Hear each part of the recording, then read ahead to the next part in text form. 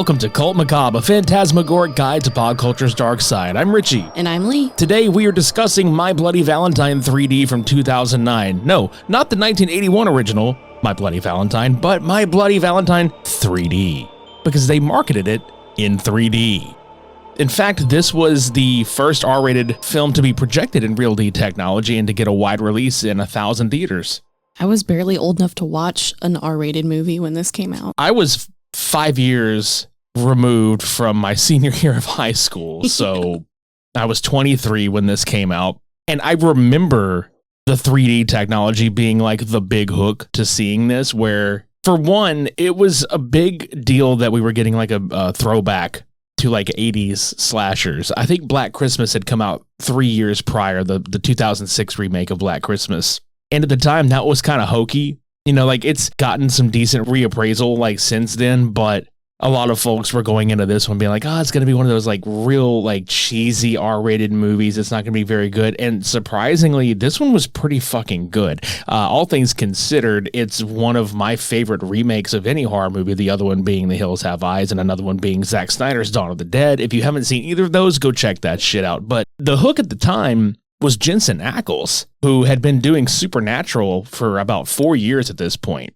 Oh, yes. We love Jensen Ackles. Yeah, Jensen Ackles is fucking great, and like I'm a big fan of Supernatural. That's kind of like a pop culture thing all on its own that we'll probably get into sometime down the road. But for this one, this was your first time seeing this one, and I don't think you've seen the original. I haven't seen the original, so I don't really have a basis of comparison as far as that goes. I'm going to leave the opinion on that up to you for sure. But as a first time watch, many years after the release, I have to say that I definitely enjoyed it exactly as it was. I was definitely taken by surprise with how good it seemed to have held up for its age. And the 3D effect scenes that we watched in 2D, that most of them translated pretty okay, I would say overall, but obviously there are scenes in it that are made for 3D. Right, and I always think that's hilarious to watch whenever you do watch something in 2D that's intended full on for 3D. You can tell like, oh, they're doing this shot and they're doing this angle, they're doing this and that for it, which at the time, again, it was leaning into the technology because the gimmick, as it were, for this film was, hey, 3D, let's go see it, and they shot it for that. So anybody that saw this in 2D in theaters were probably like, wow, I'm really missing out. But at the time, you know, some of the effects were pretty good. Like we commented on a couple of scenes where we were like, the CG there was really bad, but I mean, it's fucking 2009. There was only really that one where I was like, ugh, that kind of looks like shit. But like, especially the one with the tree branch going through the car windshield, that one was particularly well done. I was very impressed with that. Yeah, that was practical. Yeah,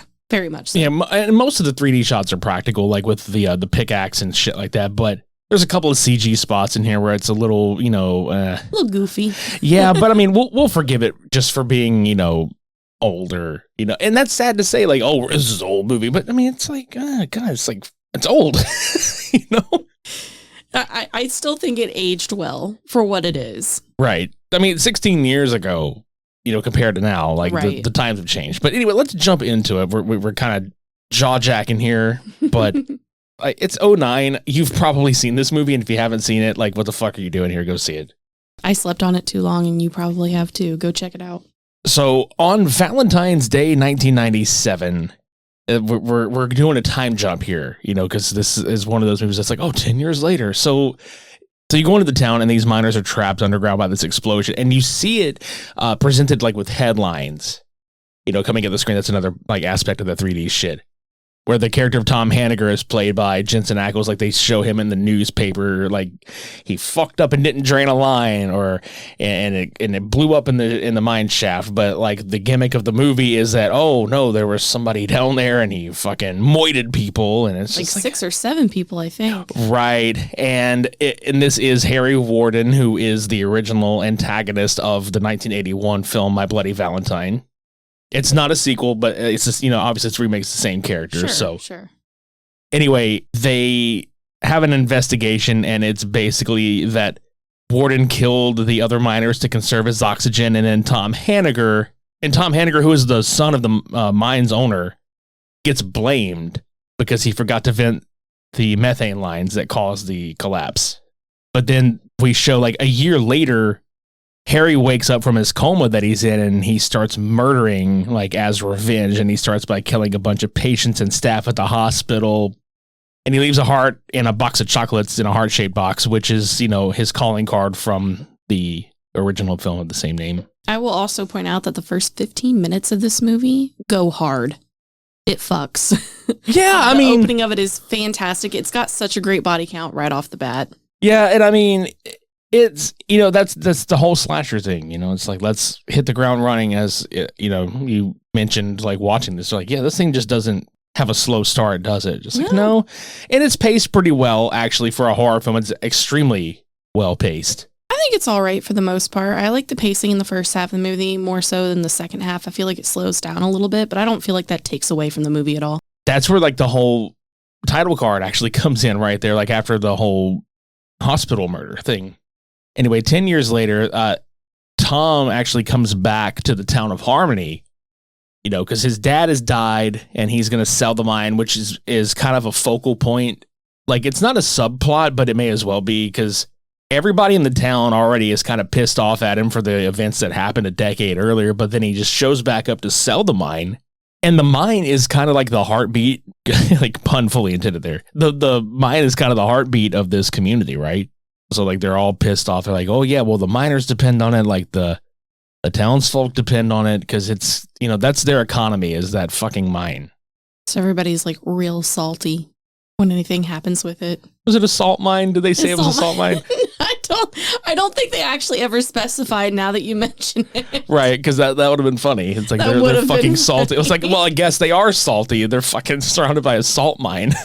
And then you could be making jokes about people being assaulted and things like that. However, the best part about this movie is you don't know who the killer is, because, like, there's this whole thing about, well, Harry Warden's dead, but is he really dead?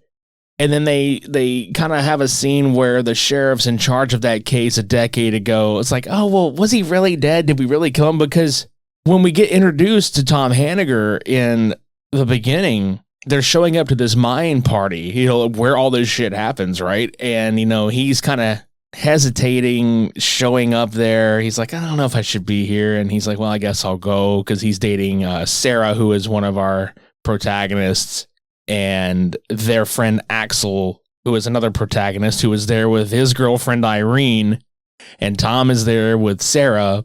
And they all, like, you just get this whole sense of, like, man, this town just fucking hates this guy. They fucking hate Tom. Yeah, they're definitely, like, very heavily prejudiced against him. Everybody's, like, shooting him glances. They don't want to take pictures with him. And he's clearly, like, either embarrassed, ashamed, or extremely nervous to be there, for sure. I think it's all of them. This is one of those, like, where he's like, I'm trying to move past this shit, but nobody will allow him to. That small town mentality, man. Yeah, and that's one thing about this movie that gets put across really well, is that it feels claustrophobic at times, actually, because the town is so fucking small. Everybody knows literally everybody. Mm-hmm. If you fart, somebody across the street smells it. That's how small it is, man. But anyway, they go to this party, and where all these, like, murders fucking happen, right? And it's, you know, it's Harry Warden doing all the killing and shit. But when Jim Burke, who is played by Tom Atkins, shows up, he's like one of the people, he's one of the sheriffs on the scene, and they shoot Harry, like, before he goes into his coma or whatever, because, like, the mine actually collapsed on him and shit. And they hit him multiple times. Oh, like, yeah, they definitely show that. Well, yeah, because you get blood splatter in Tom's face and everything, and you can tell he's fucking mortified, right? That was a good shot, by the way. Literally. God damn it. So when he's coming out of this mine, everybody's getting fucking murked by Harry or whatever. Well, dude, he gets fucking left there. Like, before the sheriff show up and intervene, like, he's trying to leave, and he gets, you know, caught by Harry. And Axel, Irene, and Sarah are trying to get away in this Jeep. And the entire time, Sarah is trying to actually, like, go back to get Tom. But Axel, being the piece of shit that he is, does not want her to go back and get him. He's like, no, fuck him. Let's just leave. And they fucking leave him there. They sure do. They abandon his ass so fast. And he like literally watches them drive off and shit, right? So he's just stuck there in the mine, and, you know, if the sheriffs wouldn't have come along and shot Harry, he'd have been fucking dead. Obviously, so again, we cut back, 10 years. Like he's coming in. He's like, fuck this. I'm selling this mine. My dad's dead. I'm the shareholder. I'm like the biggest majority shareholder. I'm selling this, and people are pissed off at him first of all, they're pissed at him for all the stuff that happened 10 years prior. Now they're pissed off at him for this. It's like, there's a scene where he walks into a bar, doesn't say a word, and the whole bar just erupts in a fight. We don't take kindly to your tap around here. That's literally the fucking... They were like, you need to leave. Hey, but you need to leave. They fucking spitting in a platoon and shit. Ding. Yeah. You ain't no partner of ours. Fucking poor bastard. So there's a couple of funny scenes that happen in this where we see what Irene has been up to. And what she's been up to is she's been fucking truckers in this hotel that Tom checks into. In fact, he walks by the room that she's fucking Frank the Trucker in. And that's his name, Frank the Trucker. Let me just say real quick that I did not know if this was a PG-13 or a rated R movie going into it because I didn't think to ask. And when I saw full frontal nudity, bush and all, I was like, oh, okay, this is what we're looking at. Right.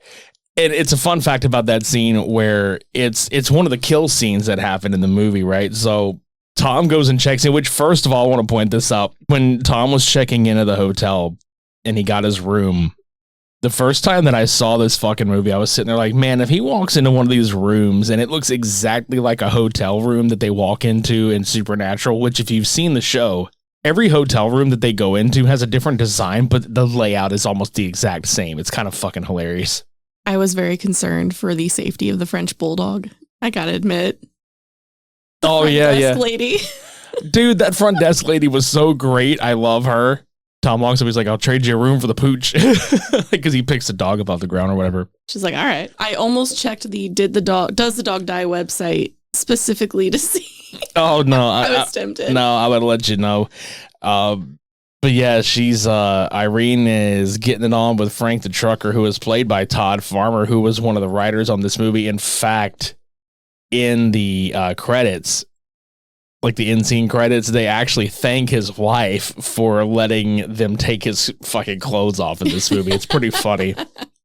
And the actress that played Irene, Betsy, this was actually her first nude scene, and it wasn't even written as explicitly as it turned out. There's a shot where Frank gets off of her and he goes to get his clothes, but it turns out he's been filming them the whole time. Like a creep. Yeah, and she gets pissed at him and he leaves or whatever. So she's like, fuck that. And she goes and she grabs like a gun out of her purse and just follows him right out of the hotel room, butt ass naked. And that was her call. The confidence of that woman. Oh, no, you don't understand the confidence of that woman on and off screen.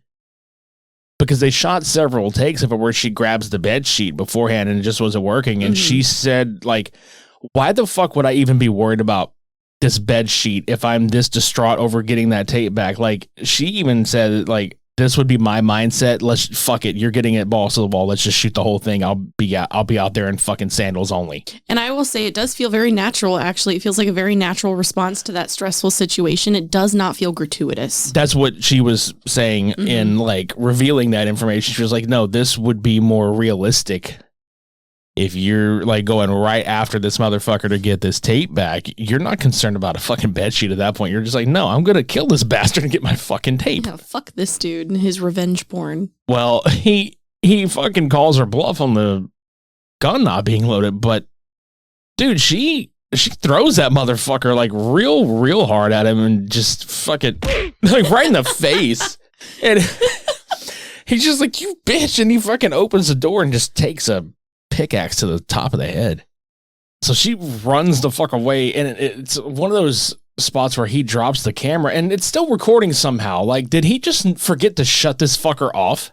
He must have. I mean, but I think he was looking at it in his hand as she was like kind of coming up behind him before she'd like tried to threaten him with the gun. Look, I'm just gonna say he's dumb and wasn't doing that. He just forgot to shut it off. He's a dumb trucker.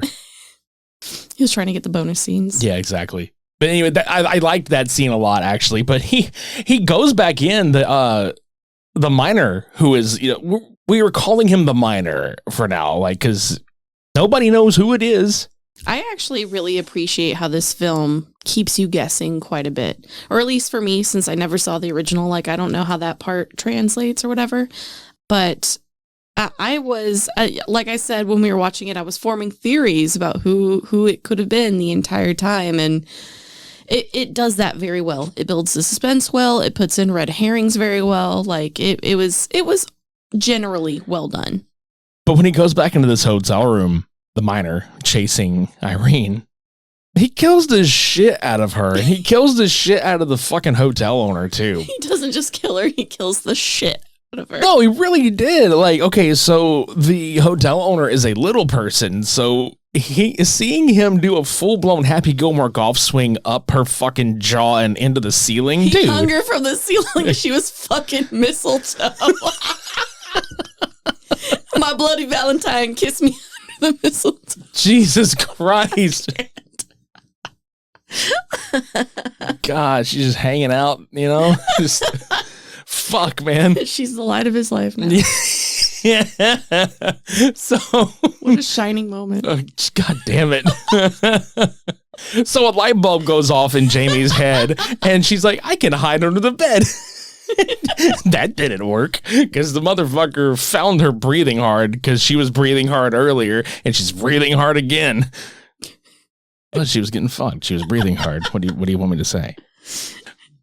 But it's one of those weird like bed frames with the like metal wire frame. Oh, the old school like dirty hotel bed frames. This is a dirty hotel. It's called a Thunderbird Hotel, dude. It's scummy.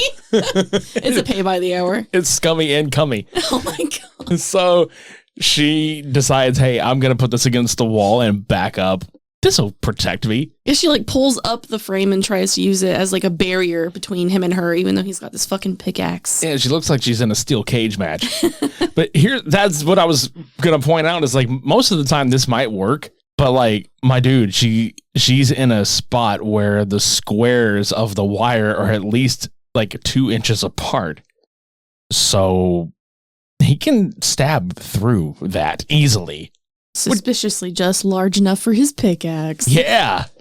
But he swings at her head a few times. And I'm just like, and you know, the first time I saw this, it's like, why isn't he swinging for her torso? And then he swings for her torso and blood sprays everywhere. It's one of the first off-screen kills. I think it might be one of the only off-screen kills. Yes, I think so. Yeah. So old boy's devastated. He's like, oh, fuck. Irene's dead. However, we forgot to point out that Mr. Axel has been seeing his little side piece. Oh, yeah. He's cheating on his wife real good. Dude, you know what pisses me off about Axel? Everything. This dude is a fucking gaslighting, cheating piece of fucking shit. The movie does a very good job of giving you reasons not to like him. There are several, but you also see him being like a good police officer, and he clearly has like friends that he's close to. The fact that he cheats on his wife, which the woman he is cheating on his wife with also comes out to him and tells him that she is pregnant, and you can see the expression on his face just drop. Is she pregnant? She is pregante. Is she permanent? Paragnant. She's prego Italian pizza sauce. She's paradigm. She is a paradigm. No, she is like, it's kind of weird because like she's only ever set up for helping to make Axel look even more like a piece of shit because there's no like, I think that's the other kind of twist that happens in this movie where like you eventually find out that Sarah knew that this was happening, but there's no spot in the movie that gives you the hint that she knows what's going on. Yeah, there's nothing like she witnesses or finds, at least not until much later in the movie. Which lets me know right there that the line that Tom Hanniger spits out where he tells Axel, he's like, yeah, she settled for you. She fucking did. She absolutely did. It's fucking great, actually. But without getting, too far more into that plot, because we would love for you to actually like watch this. It's streaming on Amazon Prime.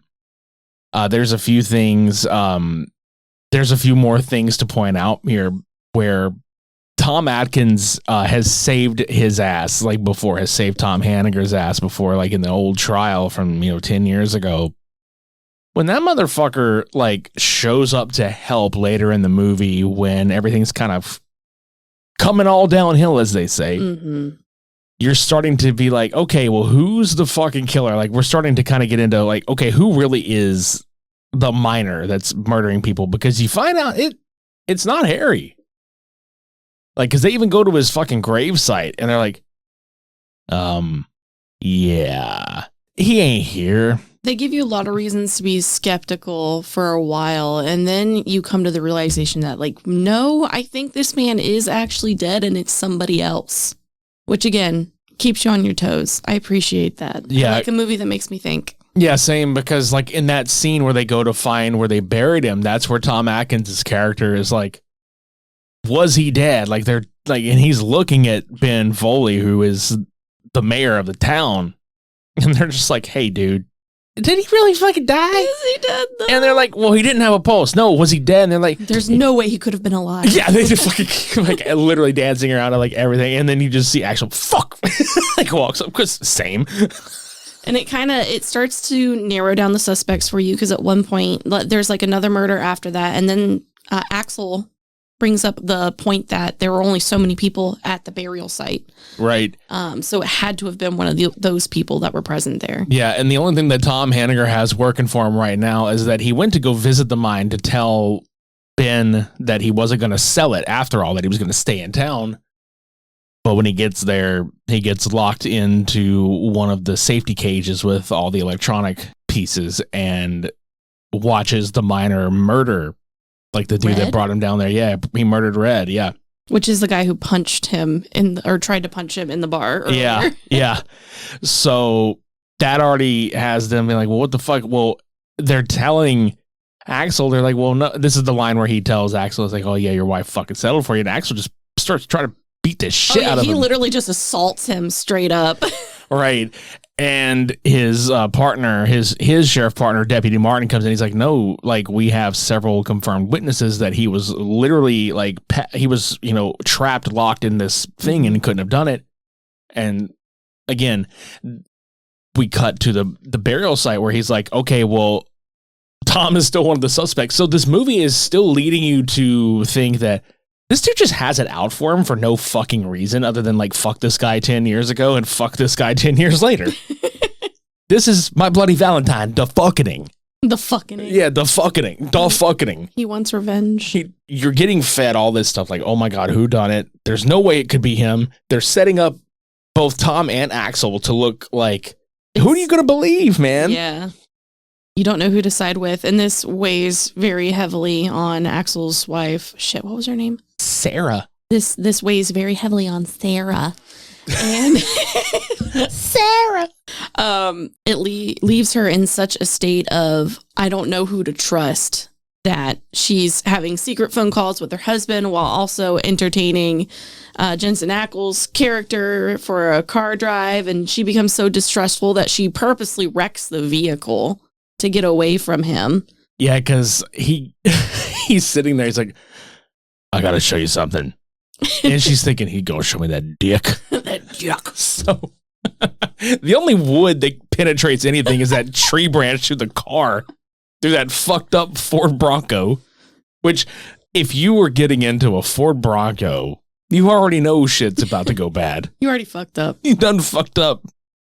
She gets a phone call from Axel where he's just like, this motherfucker ain't who he says he is. He was in a mental institution for 7 years. And it's like, that okay, automatically makes you the villain. Exactly. Let's go ahead and just Fuck you. Yeah, dude, fuck you. Let's go ahead and just like, that's the one critique about this movie that I had where I was like, okay, let's go ahead and just make it look awful that somebody really had to visit a fucking institution for post-traumatic stress disorder. They all experienced something fucking horrible. They all needed psychiatric treatment. Let's be real. And I want to circle this back around, okay? So like he's telling her all this shit and she's like, fuck. And she like looks over at him and she's like, yeah, mom, thanks for calling. And he's just like, that wasn't your mom. And you're like, oh shit, he really is. It's getting creepy. Right. So like she escapes. She goes to the house, which is like, there's a house that is Axel's house or his dad's house on the property where the mining facility is, right? And so she goes in there and we're led to believe that, oh, fuck, Axel's been doing this shit because there's a ton of heart boxes. There's the picture of Tom and Sarah in one of the Valentine's boxes where she finds the card that Megan, yeah. Which, ironically, Megan's actress's name is Megan. So they were just like, Megan, you're Megan. Easy transition. Yeah. So she finds all that and it clicks to the audience and her. Oh, this is Axel doing this, right? Mm-hmm. So as soon as she kind of puts two and two together, the door opens and it's the miner and he rolls in there and he's attacking her and chases. She's screaming, Axel, stop. Right. Stop. Yeah, stop it, bitch. Chases her to this mining facility and then Axel shows up in sheriff uniform. Oh shit. Then Tom Hanniger shows up in street clothes and this whole thing just kind of like it's the three-way fucking of death here because she's got a gun pointed at both of them and they're like, oh, shoot him. No, shoot him. No, you shoot him. No, you shoot both of us. And she's like, I shoot both of us. And Tom's like, wait, yeah, no, nobody's getting shot here. It's like, dude. If one of them says shoot both of us, that's the one you trust. Let's just put it out there. Yeah. Like, it's the same thing. What is that fucking Bible story with the women and the baby? Split the baby in half. No, let her have the baby. That's the baby's mom. Yeah. Split this fucker in two. Dude, really, do you think they would do it horizontally or vertically? I would do it like Art the Clown style. Ooh. I mean, yeah. Right at the crotch. So right down the crotch? Up, down, doesn't matter. Fuck it. Yeah. So she decides, fuck both of you guys. Until Tom starts hallucinating, and this is where you find out he's not only hallucinating Harry Warden, like he's right behind you, shoot him. And they're like, who the fuck is he talking about? There's nobody back here. Axel's like shining the flashlight, and you're flashing it back and forth from his perspective to Axel's perspective, and there is definitely nobody there. It is in his head. Yeah, so once the miner like shows like in Tom's vision shows up face to face with him and dissipates, it's like his personality swaps and he's like, no, I'm about to kill all you motherfuckers. So you find out that Tom Hanniger has been murking everybody in this fucking town, and we're only to assume it's because he's struggling with like DID. That's probably that they don't come out and say it, but they imply it. I think that's what's implied is that he's truly like scarred and traumatized from the events, but doesn't. You know what I'm saying? Like he seems cognizant of what he's doing, but not. Well, he is on medication throughout the movie as well, and I'm curious as to what it was and what effect it probably had on him throughout all this. Yeah, they don't ever come out and say what medication he's on, and you're also just assuming based on the moments where he takes the medication, where it's moments of high stress and anxiety, that it's something to curtail that. Like Ativan or some kind of thing where you take it at will and it goes away or some shit, right? So the mental institution thing kind of goes hand in hand with, oh shit, he's got prescription medication, and that's maybe it's being exaggerated, but no, in this moment you see that happen. And when Tom mentions the way that Megan was killed, this is what gives him away as being the killer, because they're like, wait, how did you know she's dead, and how did you know what was written on the wall above her body and all this other shit? And he's like, oh, you told me. Oh, you told me. It's kind of like, I must have lost my mind and totally fucking forgotten that conversation because I don't think it happened. Right. But what really happened is that Tom dug up all of Harry Warden's mining gear and he started committing all the murders, and Sarah shoots Tom, but the bullet goes through him and hits one of those fuel tanks and it blows up, and Sarah and Axel wind up getting rescued from the cave-in, but Tom survives, murks the shit out of a rescue worker, and then puts his clothes on and walks the fuck out. Yep. He does a little sneaky sneak. Insane. Which was actually setting up a sequel that never got made. Which is a shame because this movie made a lot of money. It was like, what, $100 million? Yeah, it made a large return on investment and was believe it or not, actually, it didn't get like overwhelming critical acclaim. Like our horror movies rarely do. Like nowadays, most horror movies are being seen as like really great art pictures. Like, you know, for the better part of at least 2024, Sure. we've had a lot of fucking great movies. Agreed. But at the time that this came out, it was rare that a slasher movie outside of Scream got any kind of like really good reviews. And this one got mostly positive reviews because they're like, oh, this is a really great like throwback to 80s slashers. It's really well shot. The suspense is there. The plot twist was really well done. But yeah, like this was supposed to have a full-blown sequel that it just never got made because apparently people lost interest, like at the studio. Well, I mean, if you're not interested in the movie, I personally, if that were me, I wouldn't make it either. If you're just not interested, because I feel like if you're not interested in like, let's call it an art project, because that's what movies are. They're pieces of art. It's going to show. Right.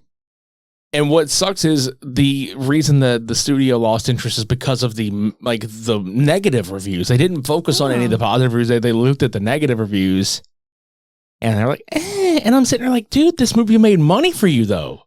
I'm kind of surprised, especially since they were so innovative with using the 3D technology. I mean, they could have made the conscious choice to not do that for the next movie. Probably. And probably would have negated some of the more negative comments as far as that's concerned. Well, according to Frank the Trucker, who is one of the writers, Todd Farmer, who also wrote on Jason X and a few other movies, he discussed with Bloody Disgusting, which I think is a great horror website, that him and the director had both pitched a script for the sequel, and it would have been more psychological and brought back survivors from this movie and then expanded the backstory, and they had planned to actually kill Sarah's character off.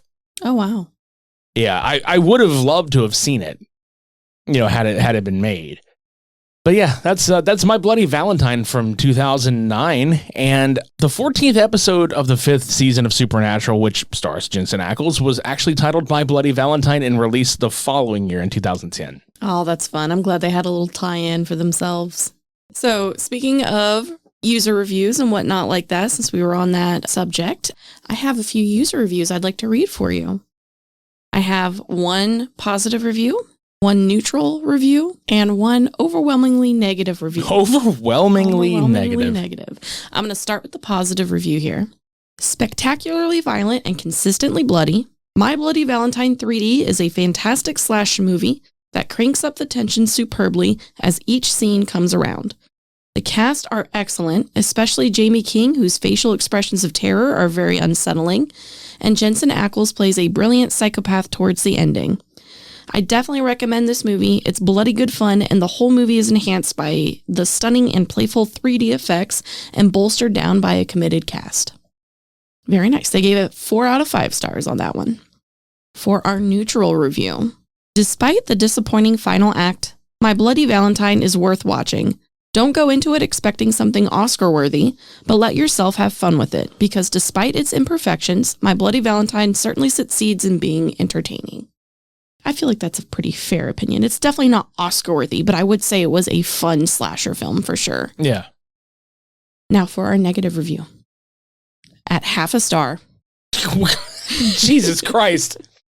Dude, some hotels have better ratings. Fuck. Right. The garbage I continue to subject myself to on a whoa. We're starting off strong. Fuck.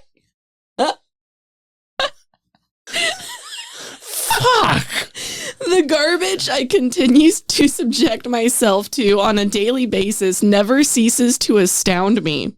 This film is so bad, and I can't even describe it at all. Nothing of value aside from the upper torso lying in the hospital in the film's first minutes. Aside from that, it's just stock shots and horrid acting.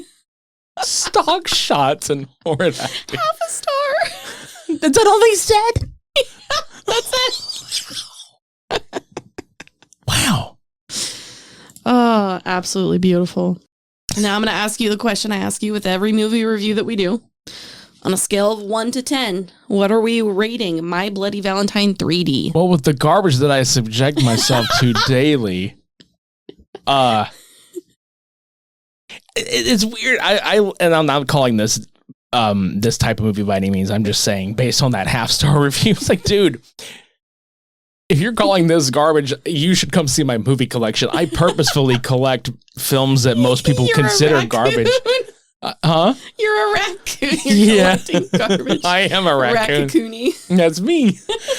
I really do appreciate cult films, and I appreciate trash, garbage-ass movies that are just drenched in neon, filth, grime, and blood and guts and splatter. I love shit like that.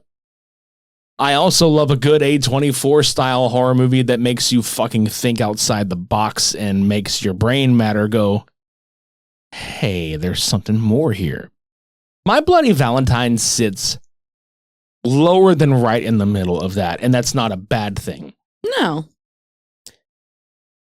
It's not something that I often rewatch because I feel like if you watch it here and there, it leaves you room to kind of forget certain things, and it makes you enjoy it again. Like I actually doesn't lose its charm. No, and it didn't. And I'll tell you, like I hadn't watched this movie in a very long time.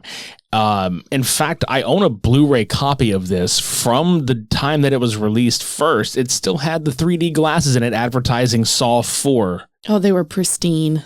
Yeah, that's what I'm saying. Like I still have this movie physically, and that's the one we watched. And I hadn't watched it in such a long time that I was sitting here like, oh, I forgot a few beats that happened in this movie. And I was like, that was really well done, because the first time I watched this, I probably wouldn't have been this positive about it. I didn't understand, like, you know, I was like, well, why is this so, you know, special? You know, I looked at it at the time like, it's just a fucking slasher. Average. Yeah, but looking at it now, you know, with some years under my belt and looking at it through the eyes of like, well, I've seen some shit over the years, and I've grown much more since 2009 as far as appreciating cinema and appreciating direction, acting, script, remakes, the whole nine. I could sit here all day and talk about it, but for what it is, it's a good 3 to 3.5 out of 5 for me. It's not like the greatest fucking horror movie that's ever been made, but it certainly isn't shit. Okay. I've seen worse remakes.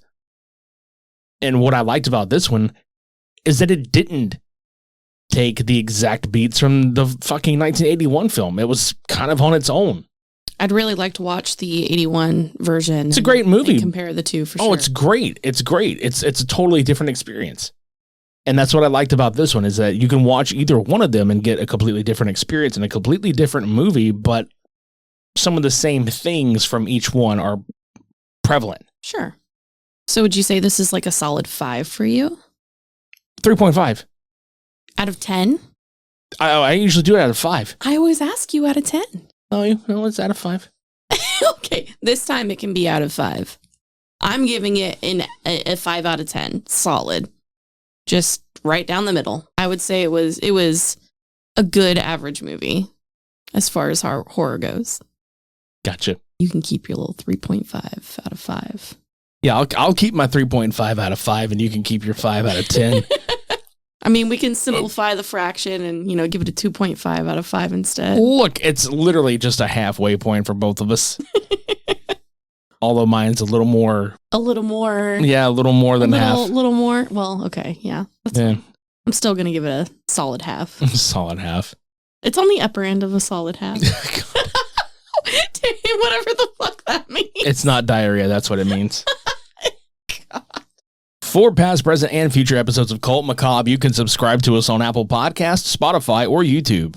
You can leave us a rating and review on Apple Podcasts. You can leave us a rating and leave comments on individual episodes on Spotify. And if you're listening to this on YouTube, please consider subscribing to the channel, leaving a comment in the comment section down below, clicking the bell for notifications, leaving a like on the video. Any engagement helps.